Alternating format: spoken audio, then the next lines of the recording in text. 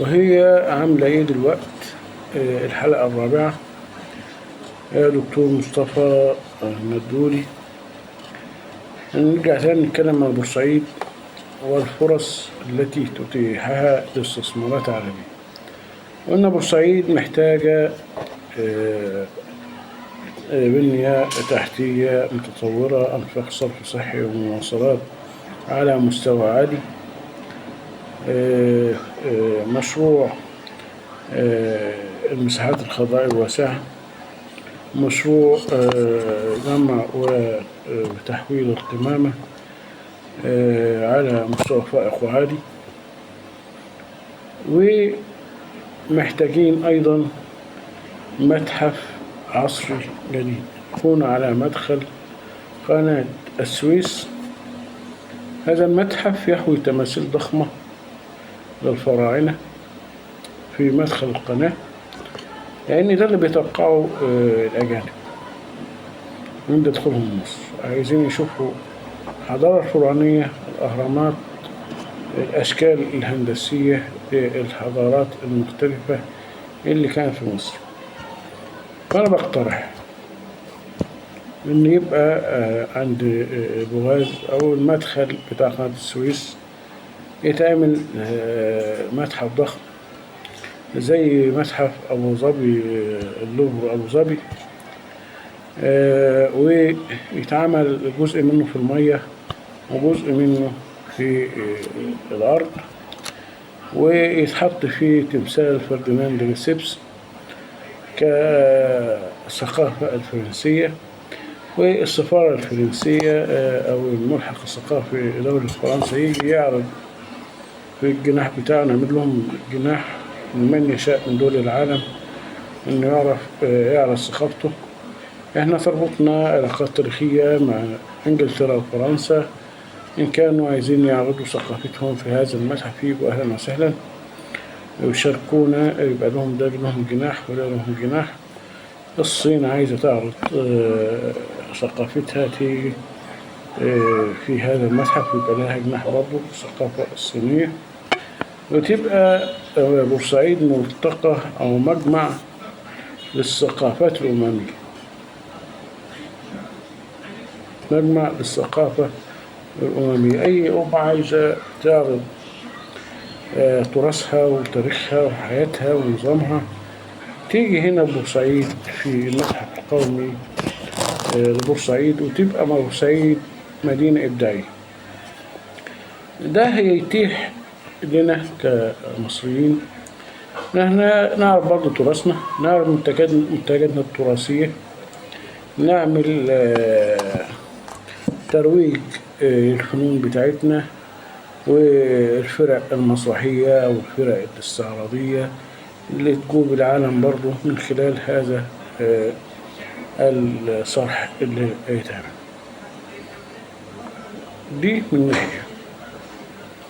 من ناحية تانية هيبقى في تعارف على هيبقى تعارف على تجار طبعا هيجوا ينزلوا هنا، نعمل سوق مشتركة عالمية. أي مركب عايزة تعرض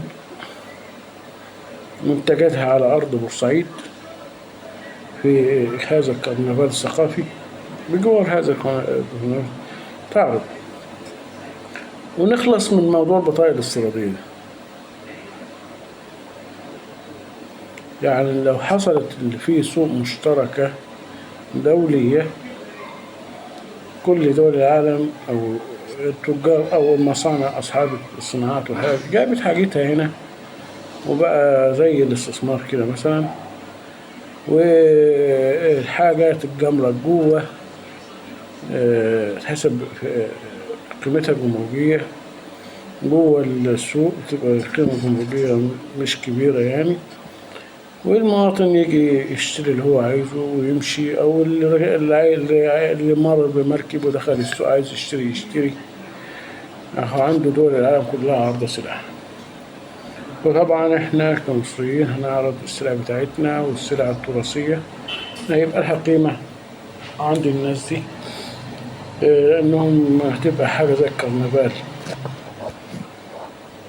ده من المتوقع إن هو يدخل مليارات شهريا كخزانة الدولة بشكل مباشر، بعيد عن الوسطاء. بعيد عن مين؟ عن الوسطاء.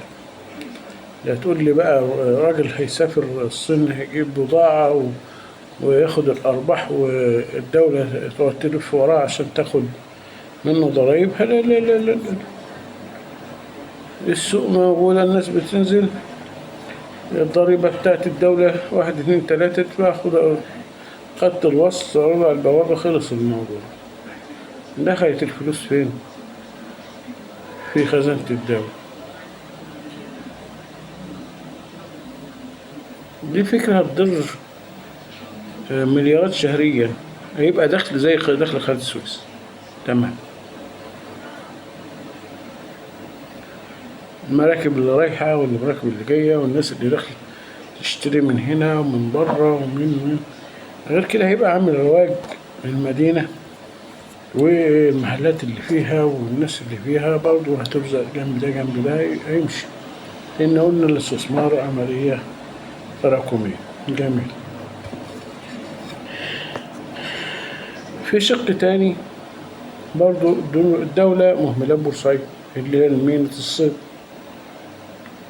احنا عندنا سوق سمك صح، بس سوق السمك ده بعيد عن ميناء الصيد، مش عارف ليه. أنا كان في تصوري كاقتصادي إن يتعامل بازار أو سوق السمك مطور جوه الميناء نفسها، عبارة عن مصنع تعبئة للأسماك وتجهيز الأسماك. وطبعا اللي خارج من الأسماك ده من بطن السمكة أو أجزاء من السمكة يتفرم ويعاد نعمل محمية للأسماك الزريعة على جوه الميناء، ونرمي لهم هذه الفضلات أو هذه البقايا الأسماك بتتفرم من الأسماك أو الزريعة عشان نعمل حماية الثروة السمكية في الكنال وفي مدن القناة. طبعا يبقى في سوق مفتوح، وهيجبر كل مركب تنزل، حتى لو في حد احتكر أو اشترى هذا المركب، لابد إن هي نزل طاولة أو 2 يتباعوا في السوق. لازم تنوع سلعي جوه السوق عشان الأجانب اللي يجوا هتلاقوا سمك متنوع في السوق تشتري، الناس اللي جوه البلد تشتري. يبقى في عملية من الرواج جوه البلد نفسها من ناحية الأسماك والمأكولات السمكية. في مشاريع مفتوحة وضخمة جدا، وفي صناعات وسيطة وصناعات تجهيز وصناعات كذا كذا كذا بالنسبة للأسماك كبداية.